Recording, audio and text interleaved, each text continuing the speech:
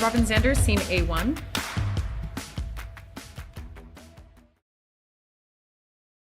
Hello and welcome back to Snafu. I'm your host, Robin Zander, and today I am delighted to have as my guest Michael Melcher, the author of Your Invisible Network: How to Create, Maintain, and Leverage Relationships That Will Transform Your Career.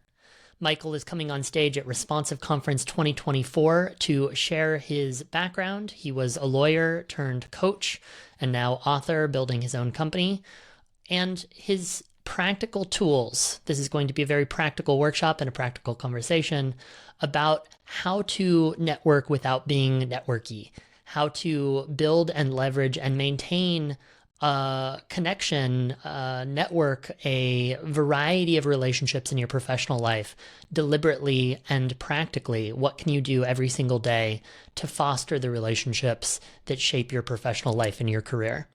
I hope you enjoy this wide-ranging conversation with today's guest, Michael Melcher. And if you're interested in learning more, I'd encourage you to check out Responsive Conference, where he will be speaking alongside 30 other amazing presenters. That's responsiveconference.com. Now, into the interview. All right, Michael, thank you so much for coming on the podcast today. Hey, Robin, thanks for having me. You were just saying something that I think is a really fun place to start about Kamala Harris.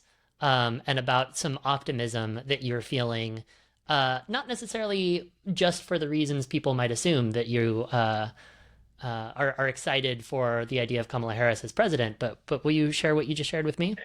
Yeah, to politics aside, and I'll say I was a little wait and see, and I noticed that a few days after the announcement, I started waking up just a bit more cheerful and more energetic, and I would watch her and see the talk back and forth. And I realized, wow, Kamala Harris is 60. She totally wants to be president for the next 8 years. She seems quite fresh and young compared to the other two people formerly running for it. And I started thinking, well, I'm fresh and young too. So I just turned 61. I have two 9-year-old twin sons that suck the life out of me, but fill me with love every day. And I started a new company about a year and 3 months ago after many years with another company. And from time to time, I think, oh, am I too old? Am I too tired? Is there anything left to learn? And I'm like, well, if Kamala Harris could be president for 8 years, I could certainly build like a badass company, multi-million dollars, and inspire lots of people and write some more books and also travel the world, business class. Why not? Why not? It's all out there. And so, yeah, I was just feeling very energized about that whole thing. Nice. And I love it. Right, 60 is an age that a lot of people think of towards retirement, and the hope and the optimism that you have of like, no, I get to go build something new and start over, as Yeah. not an overwhelm, but as an optimism. Well, Um, let's just say the number 60 comes loaded with a lot of associations. And many things in right. life come loaded. This one seems particularly loaded, but it doesn't mean it's correct. And there's a kind of another link to some of what we were talking about regarding relationship building. There's this idea in the literature called social contagion, and that means that our thoughts, our actions, our feelings are not just our own. They're very much affected by the people in our network. We don't have the total personal agency we tend to think. That also means that a way you can change and grow is by shifting your network a little bit. So I had a choice. Do I want to define my network by people who are my age, who are kind of packing it in and moving off to distant parts of Arizona? Or do I compare myself to Kamala Harris, who's like on a plane from somewhere to somewhere? I know my answer. Amazing. Um, I actually want to go personal first. You've got in the background, if folks can see video, what looks like an infant in somebody's arms. I'm not exactly sure, but is Yes, that that is. one of your kids? I have identical twin sons, and that is one of them, Nico, when he was about 6 weeks old. Uh, yeah, Yeah, thanks for asking. precious. Yeah, 100%. Um, I'm not yet a father myself. What's it been like to have two two twin sons, um, and at that age? It's amazing. For a long time, I thought, oh, I'm getting so old. I should have done this before. But when they were born when I was 51, and I feel like it was a perfect time because I get to have those experiences now that had I done it at a more conventional age, they would have been long in the past. So it's like a thrilling kind of thing. Um, in some ways, they have simplified my life because I wake up and I know what I need to do. I don't have any of these days where I'm staring through a bus window at the rain, contemplating what's the point of everything. All right, get up, go make some money, make breakfast, try to get them to read. It's very, very simple that way. Um, Hmm. and I thought I wanted kids for a long time. I'm a gay dad, so it was a lot more complicated than for most people. I thought it would be good, but it's been like easily 10 times as good as I thought it would be. Oh, I amazing. could not have predicted that. Yeah. Amazing. Um, this is fun. Maybe there's a connection here, maybe there isn't, but what have you learned from your sons and from this last 9, 10 years about network building, about community, about social contagion from having your boys? That's a really interesting question. So, first, sending pictures of adorable twins is a great way to network and build relationships. I tell my clients to do that, send personal photos. I especially tell this to men because they tend not to do it and people tend not to ask for it. But if you ask any man, how can I see a pic of your kids? They instantly have one, right? They're kind of waiting to bring that. And there's no real distinction between professional and personal contact. So I'm all for sending the picture of us in a gondola when it was 98 degrees. The second thing I've learned is that uh, sometimes it's easy to make connections, sometimes it's harder. I had always assumed that I would immediately be surrounded by mom friends because as a gay guy, I had no difficulty making friends with straight women. It was a very quick process. But actually, it's quite difficult to penetrate like the mom network that I've run into at playgrounds and schools. It's not automatic. I'm a bit more of an outsider, and I think not because I'm gay, but just because I'm a man and they don't really know what to do with that or care to learn what to do with that. On the other hand, I learned that it's possible. You just got to put in investment time sometimes. So by the fifth or sixth birthday party, people started remembering me and saying things and I would get a hug here and there. And so just because it's hard to build relationships in a certain community doesn't mean that you can't do it with some investment. So those are two things that I've learned. Hmm. I'm struck by what you said. There's no difference between personal and professional. I want you to elaborate on that.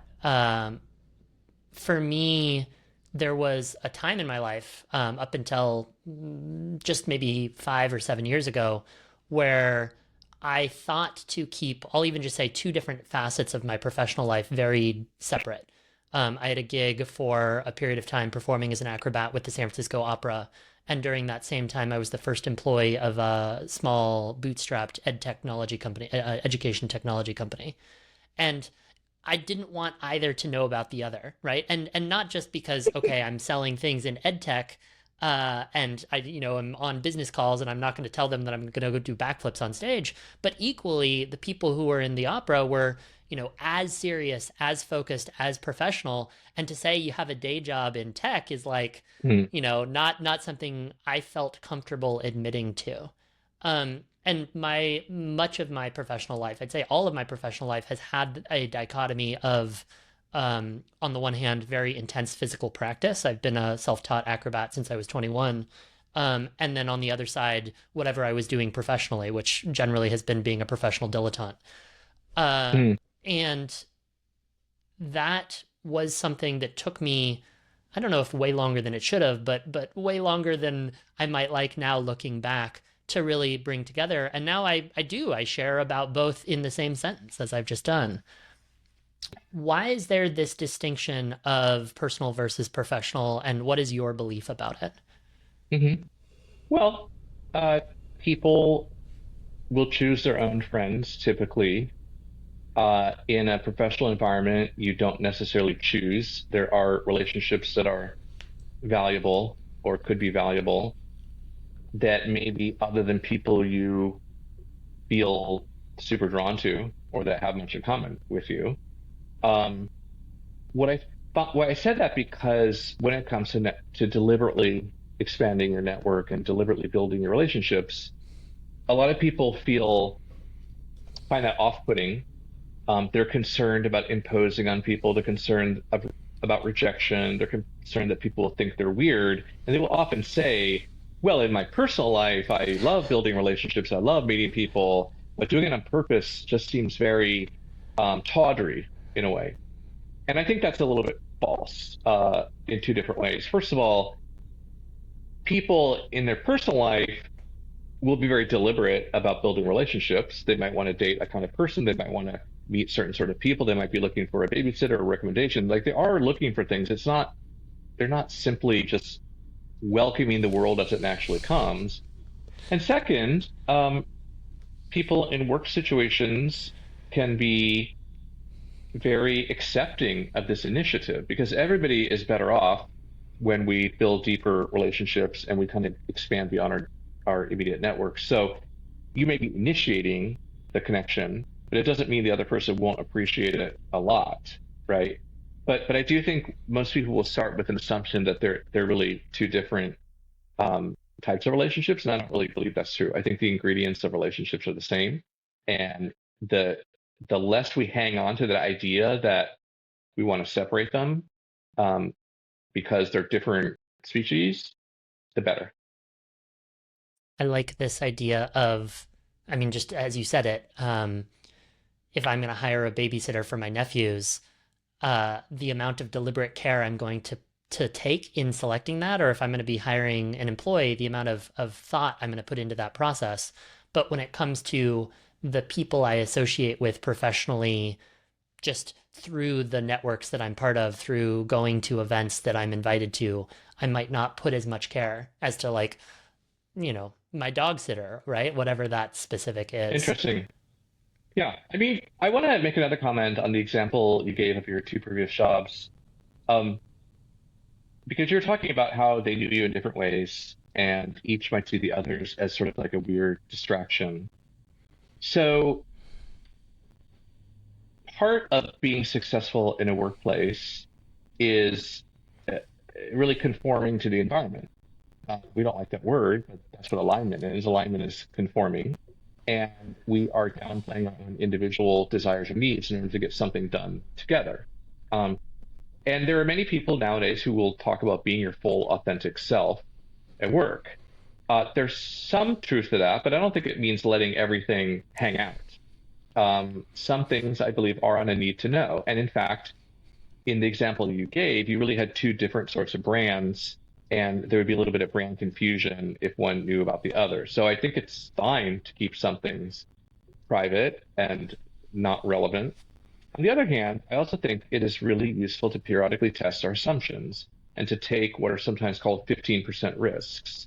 So really, nobody at the ed tech company would be interested in this acrobatic thing you're doing. Do you have any real basis for believing that? Is there a safe test you could try? Could you like teach somebody how to do a handstand against a wall? Which, by the way, I think would be a fantastic thing for you to do at like corporate workshop. Teach some acrobatics to people because talk about showing your vulnerabilities. Um, Yeah. yeah, so it might be true. Are you sure that the other acrobats aren't also earning money on the side, doing other things, making their own accommodations, thinking about some of these same things? You don't really know, but I think you can test it a bit. And it's another one of my beliefs is that you can change through small steps, and small habits consistently taken will pay off. Whereas if you come up with sort of some grand scheme or where you're going to change your whole life, it's like dramatically interesting, but it also keeps you stuck because, tomorrow's always a better day for launching your grand scheme than today. Yep. Let's talk a little bit about the book. So, April 2023, you released Your Invisible Network: how to create, maintain, and leverage the relationships that will transform your career. What prompted that? What led to the endeavor and maybe even masochistic endeavor of writing and publishing a book? I appreciate you saying that is completely masochistic and not to be recommended unless you have some deep drive that requires you to do such things. But back to your question. Well, one, I've been coaching for about 20 years, and I would say about 70% of what I do ends up being about relationships and communications. And this includes things that seem a bit harder skilled, like strategic thinking and having senior influence and all this sort of thing. It really comes down to connecting and talking to people. And these are topics that everyone kind of knows about. Everyone kind of knows that networking is useful and you should have good relationships, and be competent is probably not sufficient. It might be necessary, but not sufficient. We kind of know that, but what does it really mean? Like, what is the exact behavior that we're supposed to engage in? And I have a talent for doing that, for kind of taking these ideas and turning them into much more precise language and steps. So that was one. The second one is that I've always had a lot of sympathy for people who are trying to make it for the first time. So you might be the first to go to college, you might be the first to get an MBA, you might be the first to move to San Francisco, you might be the first to get into tech, you might be the first to be a lawyer, whatever it is, you are in a situation where you're making decisions of long-term consequence, but with very limited information. And typically nobody around you can really tell you what to do because they haven't done it either. And so I wanted to provide some of these core lessons, in particular to, uh, I would say, people who are that kind of first category. So that's why I wrote the book. And you've recently started a new company after you Mhm. said, was it 9 years of the previous one? No, closer to 20. Yeah, it's a long 20 time. years of Yeah, tell me a little bit about your work today and what then led into it. sure. So I have been working in executive coaching for 20 years. That is both one-on-one coaching and what we call leadership development programs, which is taking larger cohorts of emerging or senior leaders to the next level. So coaching is very much about how do you get from here to there? How do you move to the next plateau? How do you grow? Um, and there are various methodologies and tools that we use for that. So that's what we do. So we work inside companies, firms, nonprofit organizations, helping individuals, teams, or the organization itself get to that next level. Because typically a company or organization spends a lot of time and energy trying to hire really capable people. They get there, but then what happens? How do you keep learning and growing? So that's kind of where we came in. And I'd been a partner with another firm for many years doing very similar work. And I had, you make certain compromises when you're working with other people, and it was fine. But I did, just as I wanted to write a book, I had this idea, well, what if it's my vision that I can put out there? And just do things my way. Not that other ways are wrong, but there is something that feels very much me. And I think for a long time I thought, well, it's hard.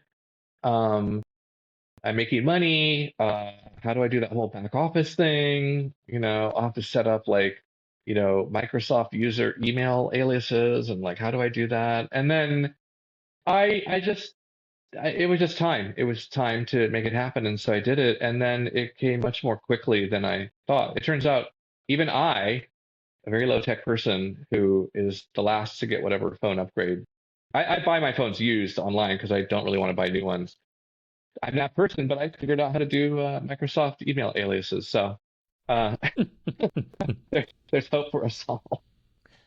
Um, Previously, before you were a coach, you were a lawyer.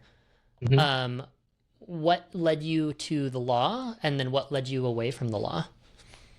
Well, I was a good student, and good students are typically told you could be a lawyer, and so I went through that whole cycle. I always knew that I had other sorts of ambitions. I wanted to learn, but I imagined I would do something else. At the time, I thought like international development or politics or something like that. Um, but I worked for a few years, and then I went both to law school and business school. I got the MBA just because I got in. I'm like, well, I might as well try it. And then I practiced law for several years. And it's interesting because I had more in common with law students intellectually and in terms of certain values, but I had a lot more common in personalities with the MBA students. They're just go getters and they're very positive. And I really vibed on that energy. And so um, the idea of building something and being in the business world became more and more appealing. Uh, and, like many coaches, ultimately realized that I really like working with people. I like being creative.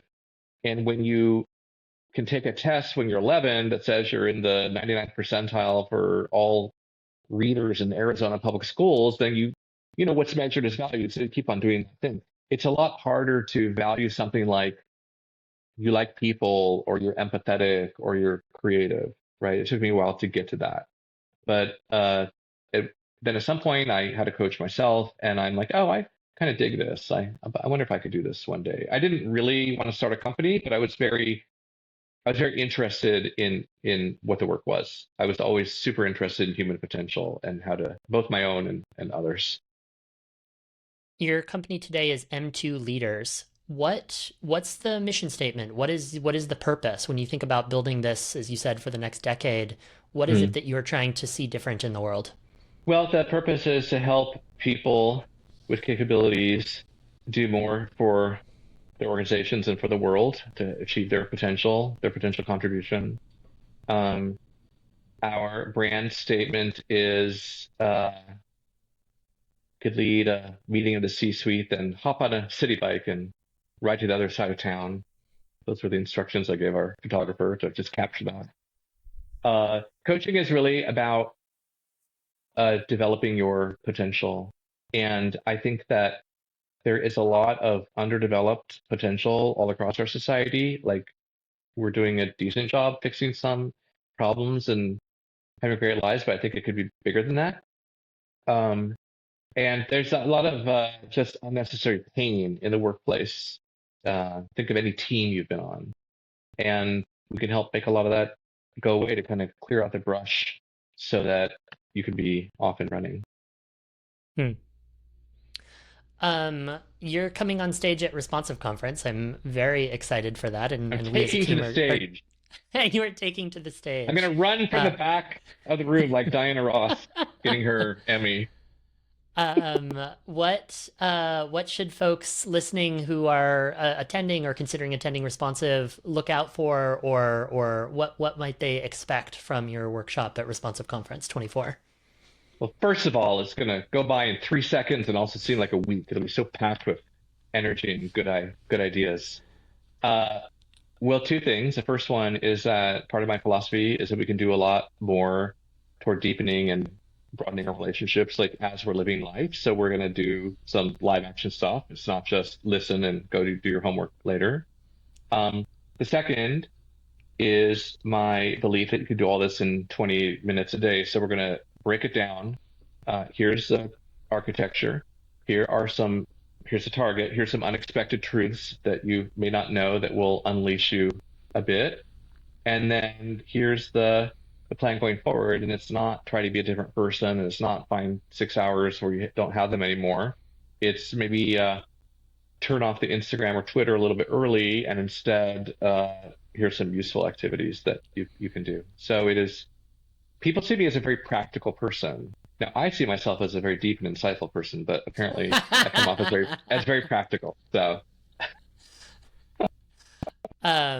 My best friend challenged me the other week, and I haven't started this yet, but I wake up some mornings thinking about it as a small daily practice in my dating life, which is to meet somebody every day and ask them out on a date, which is like, I'm pretty good. good at dating, and that's like a level of intensity that is going to have to wait until after Responsive Conference.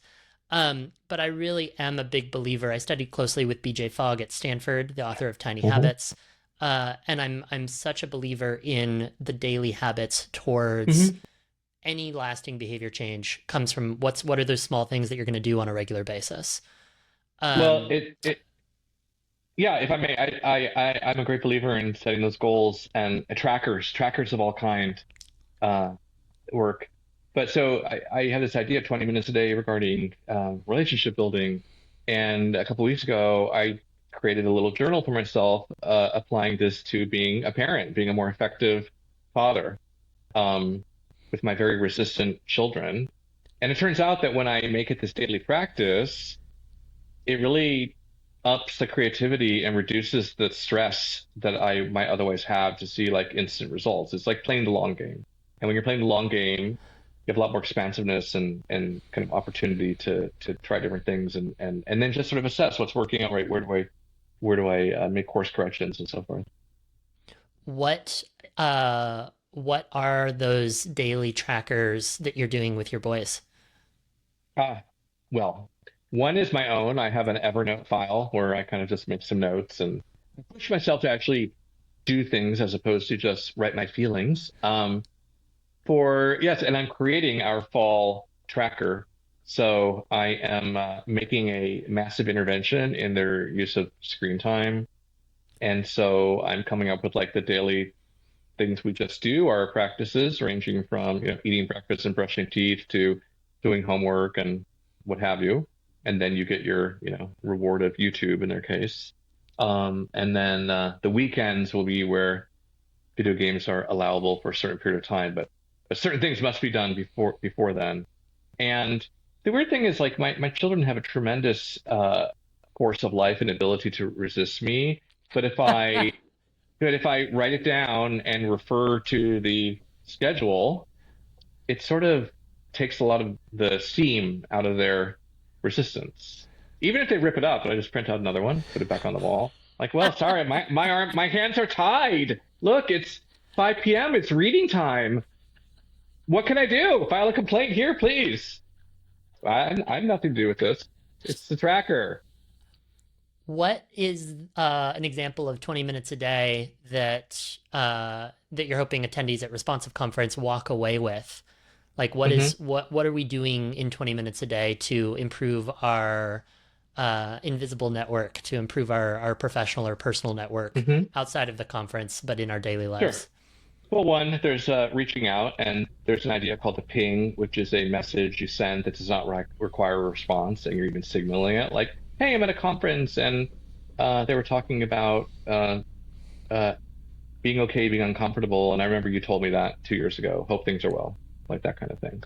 Or, "Oh, here's a photo from our gondola ride. It was so fun. Hope you're well." That's not, and let's catch up. So you can do that.